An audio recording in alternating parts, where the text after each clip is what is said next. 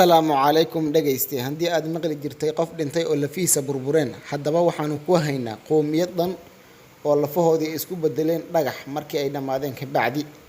maxaa sababay waasa xagga meesha ka dhacday arintaas ku soo dhawaada caasimadii hore ee Italiya taariikhdii hore oo hadeer laga joogo 2000 oo sano ka hor ilaa dhalashadii Nabi Ciise ka hor waxa jirtay caasimad la oran jiray Bombay oo ku taala dalka Italiya caasimadaas waxay ahaan jirtay caasimad casri ah oo u dhisan hab casri ah degan dad dhaqaale leh oo horumarsan caasimadaas waxa ay ku caan baxday faasiqnimo waqti dheer ka bacdi caasimada waxa ay isku bedeshay dambas iyo bini'aadankii ku noolaa iyo macal xawayaankii oo noqday dhagax maxaa sababay caasimadaas waxa ku noolaa dad lagu qiyaasay 20,000 oo qof caasimadaas waxay ahayd caasimad ku caan baxday xagga faasiqa ama anshax xumada bini'aadanka uu sameeyo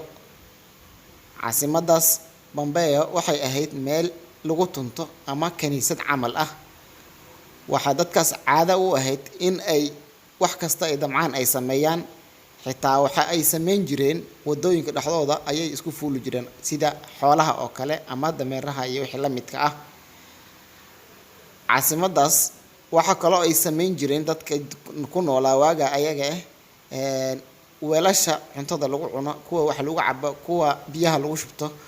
waxay ka sameyn jireen wax u sawir eg xubnaha taranka bini'aadanka koobab xubnaha taranka bini'aadanka u eg shayaash biyaha lagu shubto xubnaha taranka bini'aadanka u eg ayay sameyn jireen sidoo kale darbiyaha ayay ku sharxi jireen xubnaha taranka bini'aadanka nin inaag ma kala lahan qof kasta oo iska hor imaadaan meesha isku hor imaadaan ayay isku fuuli jireen waxay ahayd caasimad faasiqnimada ku caan baxday waqti dheer ka bacdi caasimada ayadeed waxa qabsatay arrin muruga leh ama naxdin leh sidaad u joodaanba sawiraha arkaysaan ma ahan dhagax ee waa qof bini'aadan ah oo dhintay ka bacdina noqday dhagax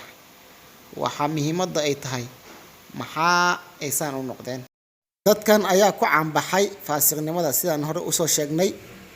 waqti dheer ka bacdi dadkan waxa qabsaday mucjizo rabbaani ah oo uga timid xagga rabbigeen dadkan wax badan ilaahay subxaanahu wa ta'ala waa uu kaadiyay balse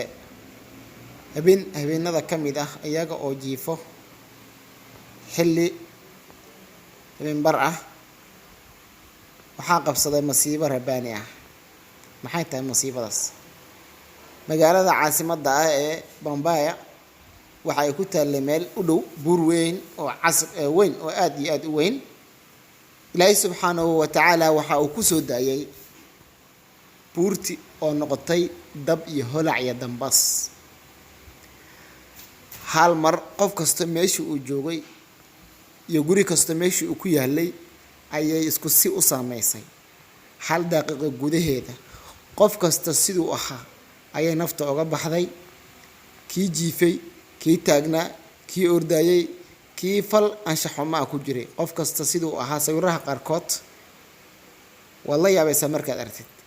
qof kasta sidoo ahaa ayay nafta uga baxday sidoo ahaa ayuu haddana dhagax ku noqday ma isdeedaynin hilibkiisii sawirkii qofka bini'aadanka oo sidiisii ah ayaa dhagax noqday haduu fadhiyay dhagax buu noqday haduu taagnaa dhagax buu ku sidii ku noqday muddo dheer ka bacdi dadka ayada ahayd oo arintaas qabsatay muddo dheer ka bacdi gudahaatan 1600 oo sano laga joogo ka bacdi ayaa waxaa la baaray dhulka asaga ahaa oo la sameeyay in laga qaado dambaskii iyo masiibadii ku habsatay waxaa la arkay guri kasta iyo qof kasta iyo weel kasta iyo xayawaan kasta sidoo ahaa asagoo ah oo dhagax noqday ayaa meeshii loogu tagay waxa ay noqotay mucjizo la yaabo hadeer waxay tahay taariikhyaha ugu weyn ee adduunka laga hadlayo dadkii ku dhaqnaa dhulkaas waxa ay noqdeen dhagaxyo dunyadii sidoo kale guryihii iyo qalabkii ay dhaqanayeen dhowr kun oo sano ka bacdi sidoo ayaa loogu imaaday bal daawo walaal adiga arkay